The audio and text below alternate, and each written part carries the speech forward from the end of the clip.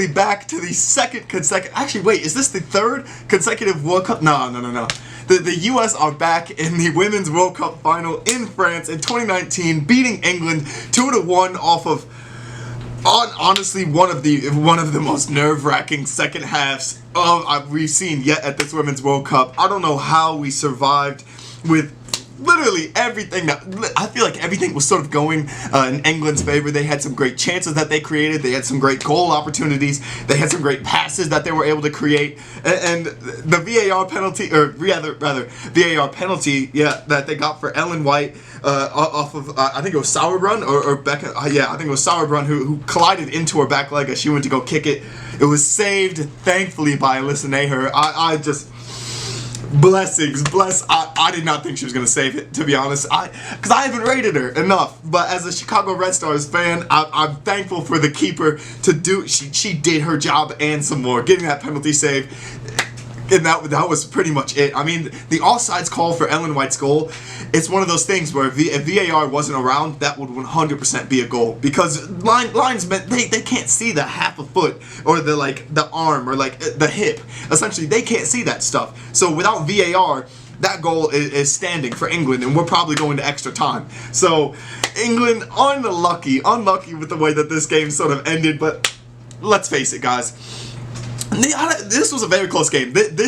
I'm glad it ended 2-1. This was a bit more of a tense 2-1 than the France game was, because that game, the U.S. were just all over France. I mean, France decided not to play into their game plan. They kept crossing it. They kept trying to find those open set pieces, and eventually it worked out for them. They got a goal, but the U.S. still were sort of dominating nearly every facet of that game, including shots on target, the shot creativity numbers. Megan Rapinoe was absolutely dominating France in that one. And then in this one, we didn't even need her in the game. I know there's rumors out there that she may be injured. I hope that's not the case. I hope we get to see her for the final. I know Jill Ellis probably changed up the game plan and putting in Christen Press, who is honestly one of the best forwards still in the world. So I mean, her coming in as the next player, it's literally just like changing a first team. It's like Manchester City changing Sané for Raheem Sterling or Bernardo Silva for David Silva. Like, these are two very, very capable players in this position, both Megan Rapinoe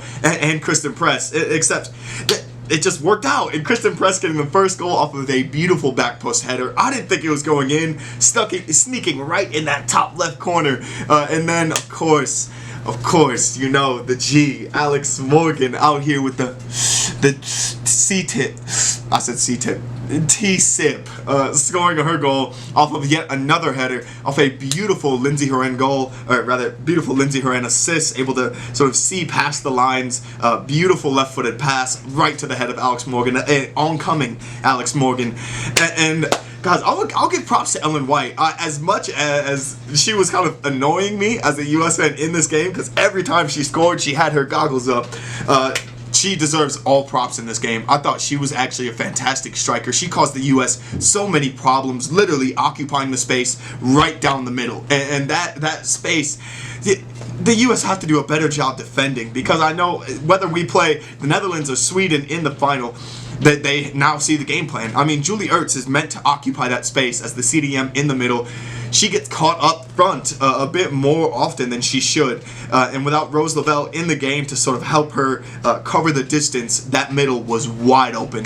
And so Ellen White was able to occupy that space. I think the replay was something like 8 meters in between those two for the goal.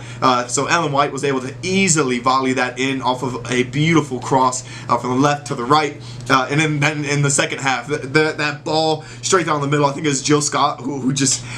beautiful no look, just chipped it with the outside of her right foot right into the oncoming path of Ellen White, who's unfortunately that half step off. That half step off. That's all we needed. That's all we need is that half step off. And that gives the U.S. everything that they need, everything that we want back to the final. I feel like the final is obviously going to be huge because the U.S. will come in as the top dog. They'll come in as the favorites to win it, to repeat as the women's champions. And I feel like we need to focus now more than ever. This game is going to matter more than the France game, obviously, because the France game felt like a final. This game even felt like a final because it was so sort of desperate and drastic in the way that it was played. We need to focus harder than we ever have before, and we need to put in a good shift here as a squad, because this squad, whether we play Netherlands or Sweden, they could both win. I mean, Netherlands have a couple of great goal scorers. They have a great mix of youth and experience. And Miedema has been absolutely dominant. Leke Martens has been dominant.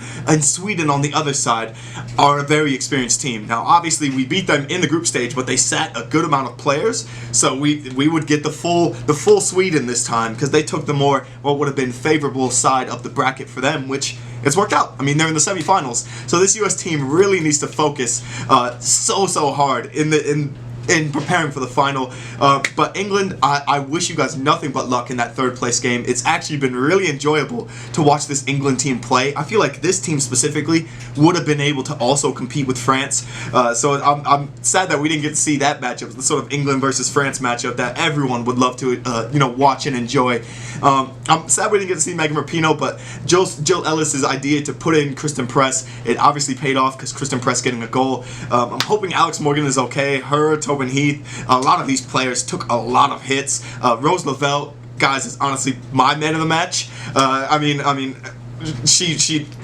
Naeher, she deserves at least some recognition for saving that penalty. That was such a big save.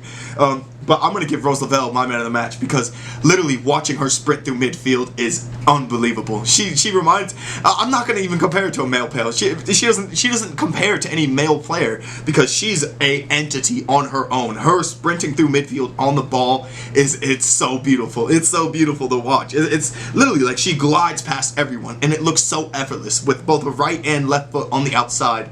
It's so nice. But she's probably going to get my man of the match. Alex Morgan obviously deserves a lot of props for what she did in this game, and of course the goalkeeper hero Alyssa Naeher deserves a big recognition too. But you guys should let me know your thoughts on the player of the match in the England USA contest. What a game. What a game. And we each got one more left to go. So the third place match and the World Cup final, both are coming up this weekend. So you guys should let me know your predictions down in the comments below. It's been amazing covering this Women's World Cup, so I hope you guys stay tuned for the final games of the competition. But thank you guys so much for watching, and peace.